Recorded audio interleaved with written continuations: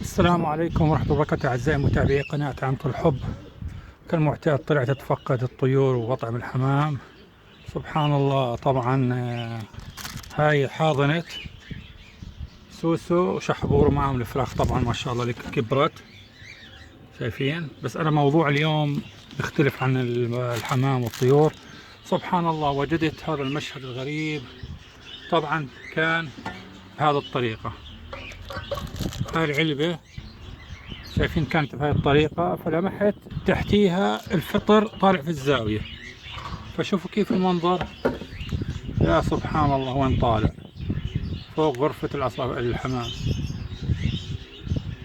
طبعا للفائدة لتعمل الجميع، إذا بتعرفوا إذا هاي سامة أو غير سامة تضعونها في التعليقات، لأنه ممكن الواحد يشوفها، خاصة نحن الحين بموسم الشتاء والفطر بيكثر. فهناك أنواع سامة، هناك تؤكل. فهاي النوعية ما بعرف عنها أنا، شايفها غريبة. إلها براعم كثير، يعني تبرعمات من تحت.